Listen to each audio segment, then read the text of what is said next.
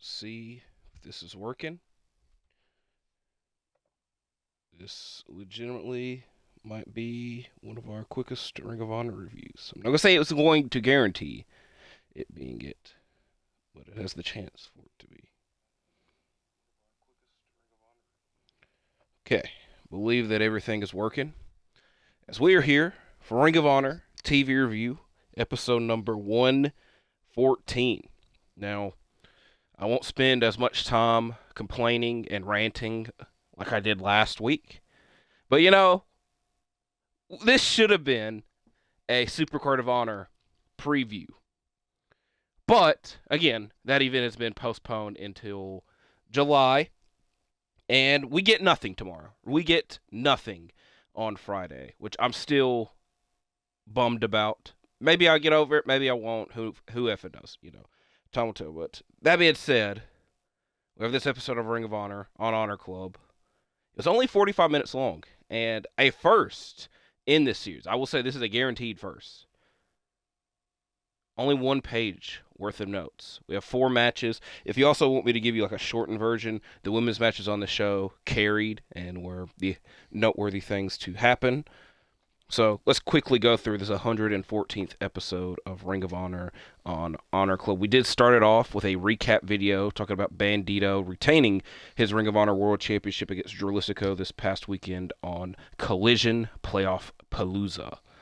As the opening contest is Layla Gray versus Mina Shirakawa.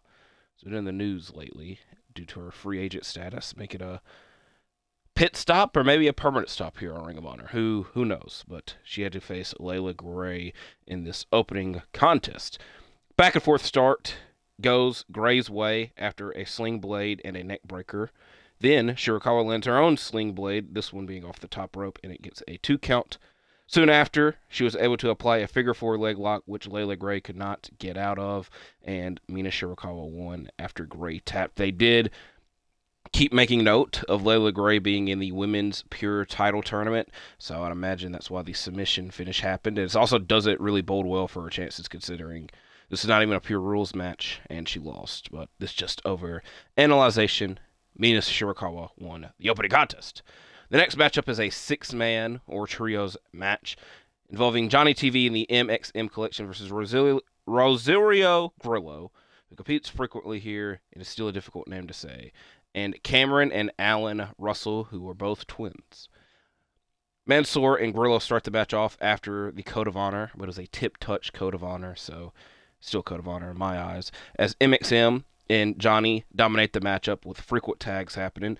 There's a point where Alan Russell tries to do a dive to the outside, but Madden catches him, and Mansoor dives onto him. And then the MXM Collection and Johnny TV, like I said, they dominated the matchup and won the matchup with the centerfold landed by all 3.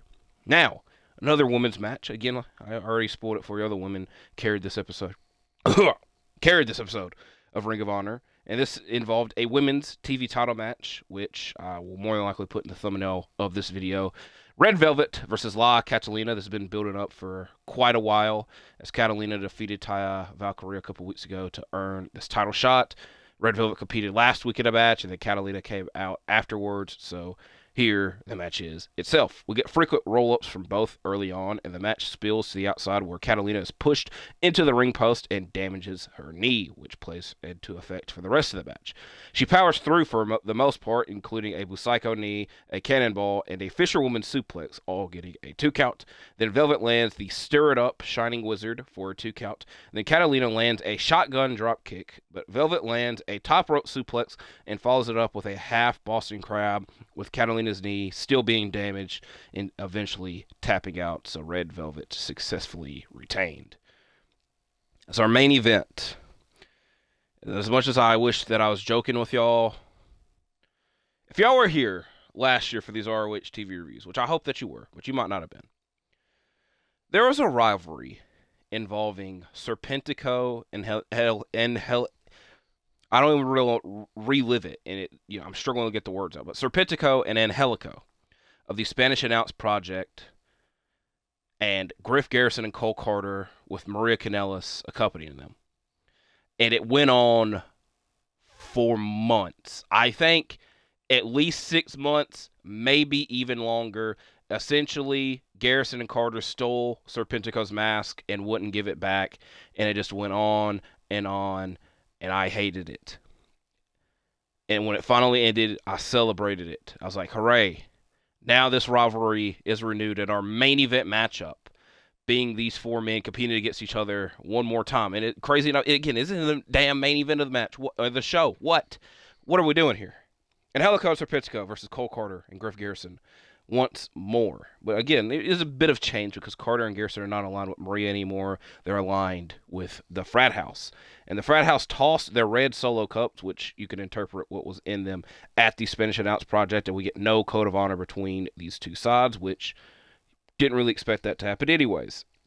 Once the matchup actually starts, Garrison and Serpentico are the first two legal competitors, and most of the matches Serpentico being stomped out by his opponents, and even the managers at ringside, Preston Vance and Jack Jameson, until he finally makes the tag to Angelico, but Angelico's not able to do much. The referee gets distracted by Jack Jameson, and Serpentico gets his eyes raked, and then he is hit with a spin-out DDT by Garrison. Not Garrison, I know I was going to mess it up, by Carter. And the Frat House win, and they celebrate by beating up the Spanish Announce Project even more to our Ring of Honor World Champion. Bandito makes the save, and him and the Spanish Announce Project stand tall and end this episode of ROH. And again, I kept looking at this episode through the eyes of this should have been preparing for Super Court of Honor. And again, I don't know why the hell the show was canceled. Will that ever be answered? Who knows? But this is like, because there's a lot of ways that you can like point to why it was canceled or postponed. And one of the reasons is they had nothing built, nothing ready for the show. And looking at this show tonight, this episode kind of plays into that because it was just a nothing episode. We got a women's TV title match out of it, which again, hypothetically, you could have just saved for later, but they got it done with and whatnot. There's just no... Whatever directions happen or are going on in Ring of Honor just continue for way too long. Like, the only thing that's really got a direction right now is the tag team title scene, which it is very funny that when I see comments talking about Ring of Honor in general, and the main source of this is like the Super Court of Honor poster, because they updated it, even though it's very much the same poster, except Bandito's on it now because he's the Ring of Honor World Champion. But my point being is a lot of the comments are saying, why are Dustin and Sammy still the tag champions? Why don't the Von Erichs compete as much? And I agree. Why the hell are Dustin and Sammy still the tag champions? And again, in the tag team scene, it's just them feuding with MXM. It's just been going on for way too long. I will at least give them the benefit because Bandito just won the Ring of Honor World Championship, and he's been here almost every week since then. Even tonight, he didn't even have a match, but he still showed up, so you at least know that he's Ring of Honor World Champion. But there's just no real direction going on anymore.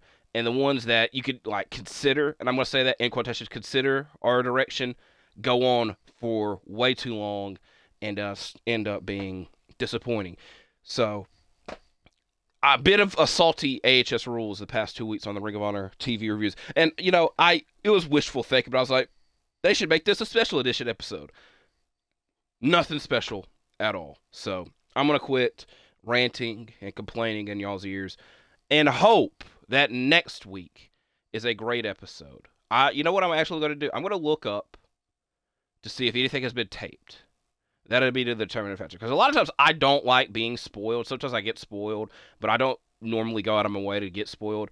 I'm going to try to spoil myself. And you know what's going to make that better? If I don't find any spoilers and nothing is set. And then we get to next week and it's like a surprise episode and it's a good episode. Time will tell there. Again, I've been going off for way too long. Adam, Edge, Copeland, Cope, whatever you want to call them, pondering on the screen. I do appreciate y'all for watching this. Even if you stay all the way through, you're a real one. So I really appreciate y'all for watching this. Like, comment, subscribe, and I'll see you the next one, because I'm out for now. Goodbye.